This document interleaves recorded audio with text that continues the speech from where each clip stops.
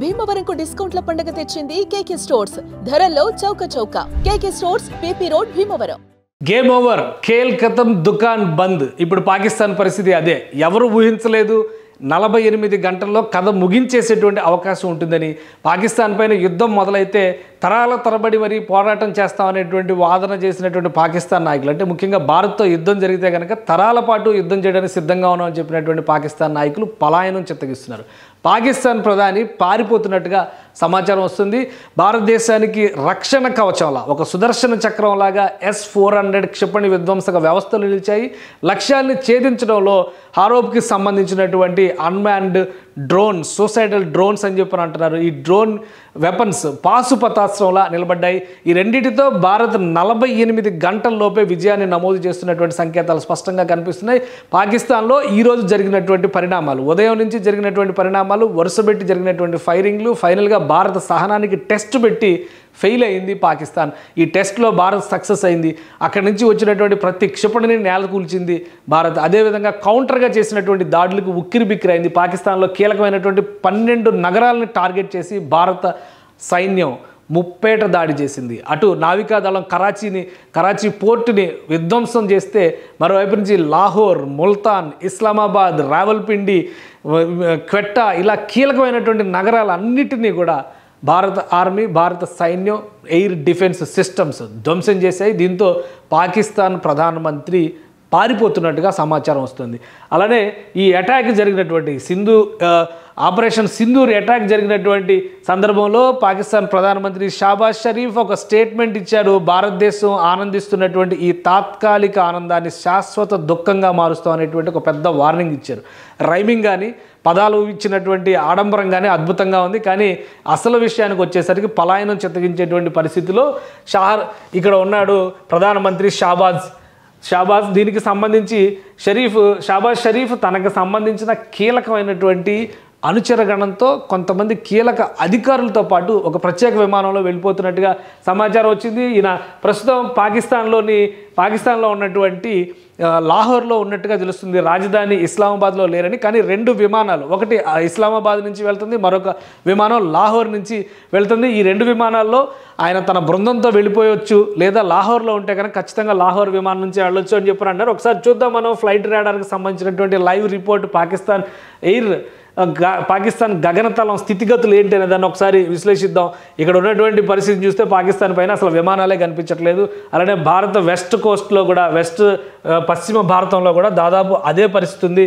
ఎక్కడ అంతా మొత్తం క్లీనప్ చేసింది. భారత హై అలర్ట్ నేపథ్యంలో 27 విమానాశ్రయాలను పశ్చిమ భారతంలో మూసేసింది.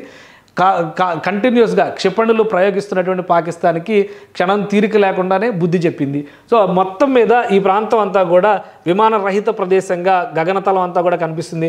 ఇది పరిస్థితి. అయితే వాస్తవంగా తాజా దృశ్యాలు కొన్ని పాకిస్తాన్ నుంచి వస్తున్న తాజా దృశ్యాల పరిస్థితి ఏంటో కూడా ఒకసారి విశ్లేషిద్దాం. ఇది పాకిస్తాన్లో ముఖ్యంగా కరాచీలో అటాక్ జరిగిన తర్వాత పరిస్థితులు. భారత్కి చెందినటువంటి ఐఎన్ఎస్ విక్రాంత్ చేసినటువంటి దాడిలో, భీకర దాడిలో పాకిస్తాన్లో ఉన్నటువంటి కరాచీ నౌకాశ్రయం పరిస్థితి ఇది. అక్కడ ఉన్నటువంటి విధ్వంసకర దృశ్యాలు ఇవి.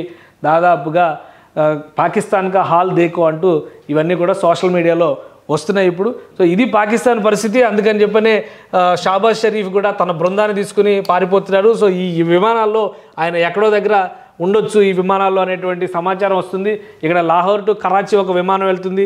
అలానే ఇక్కడ కనిపిస్తున్నటువంటి దానిలో లాహోర్ నుంచి బయలుదేరి చాలా సమయం అయింది. బహ్రెయిన్కి ఒక విమానం వెళ్తుంది. మరోవైపు ఇస్లామాబాద్ నుంచి వస్తున్నటువంటి మరొక విమానం దోహా వెళ్తుంది. మిగతావన్నీ కూడా ఇన్ఫర్మేషన్ లేనటువంటి విమానాలు కనిపిస్తున్నాయి. ఇది క్వెట్టా నుంచి ఇస్లామాబాద్ వెళ్తున్న విమానం, ఇది అబుదాబీకి వెళ్తున్నటువంటి విమానం. సో వీటికి చూస్తే కనుక కొన్ని ఇన్ఫర్మేషన్స్ మనకి బయటికి రాకపోయినా కానీ కొన్ని సీక్రెట్ సర్వీసెస్ ఆపరేషన్స్లో భాగంగానే ఈ 4-5 విమానాలు వెళుతున్నట్టుగా తెలుస్తుంది.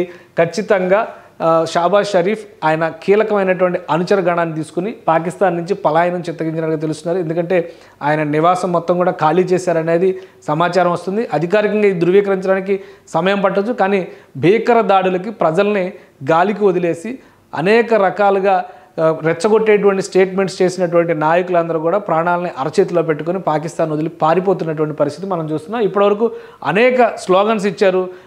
మతోన్మాద స్టేట్మెంట్స్ ఇచ్చారు, అలానే తీవ్రవాదాలని రెచ్చగొట్టేటువంటి మాటలు చెప్పారు. కానీ అసలు విషయం వచ్చేసరికి చేతులు ముడుచుకుని తప్పించుకునేటువంటి పరిస్థితుల్లో ఇప్పుడు పాకిస్తాన్ నాయకత్వం ఉంది. సో ఈ దాడులన్నిటికీ కూడా సమాధానం చెప్పేటువంటి క్రమంలో జరిగినటువంటి దాడులుగానే భారతదేశం చెబుతుంది. ఇప్పటివరకు జరిగినటువంటి పాకిస్తాన్ చేసిన మిసైల్ అటాక్స్, వాటికి జరిగినటువంటి కౌంటర్ అటాక్స్కి సంబంధించినటువంటి అంశాలపైన అంతర్జాతీయ స్థాయిలో కీలకమైనటువంటి దేశాలకు, యూరోపియన్ యూనియన్ లాంటి ప్రధానమైనటువంటి కూటములకు కూడా, నాటో లాంటి కూటములకు కూడా వివరించేటువంటి ప్రయత్నం భారత నాయకత్వం చేస్తుంది. సో తెల్లారిన తర్వాత పరిస్థితి ఎలా ఉంటుంది, పాకిస్తాన్ పరిస్థితి ఎలా ఉంటుంది, అది కూడా ఆసక్తికరమైనటువంటి మలుపుగా కనిపిస్తుంది. పాకిస్తాన్ ఇకనైనా బుద్ధి తెచ్చుకుని ఉగ్రవాద మోకలని తన భూభాగం నుంచి కనుక తరిమివేస్తే పరిస్థితులు చర్చలు జరపడం ద్వారా అన్ని అంశాలని కూడా పరిష్కరించుకోవడానికి అవకాశం ఉంటుంది. లేదంటే కనుక మరోసారి ఇంకా భారతదేశానికి సంబంధించినటువంటి విశ్వరూపం చూడాల్సినటువంటి పరిస్థితి కనిపిస్తుందని అనుకుంటున్నారు. ఇంకోవైపు నుంచి చూస్తే కనుక పాకిస్తాన్లో సైన్యం పరిస్థితి ఇప్పుడు అగమ్య గోచరంగా ఉంది. నాయకత్వం దిశ దశ లేనటువంటి పరిస్థితిలో సైన్యం ఏ విధంగా వ్యవహరిస్తుంది, మరొకసారి పాకిస్తాన్లో సైనిక తిరుగుబాటు దిశగా పాకిస్తాన్ వెళుతుందా అనేటువంటి సందేహం కూడా కలుగుతుంది. పాకిస్తాన్ రాజకీయాల్లో సైనిక తిరుగుబాటులో సహజం కాబట్టి రాజకీయ నాయకత్వం ఫెయిల్ అయినటువంటి సందర్భంలో సైనిక తిరుగుబాటు తప్పదా అనేటువంటి సంకేతాలు కూడా కనిపిస్తున్నాయి. సుమన్ టీవీలో మీ పర్సనల్ అండ్ బిజినెస్ ప్రమోషన్స్ కోసం కింది నెంబర్కి కాంటాక్ట్ చేయండి.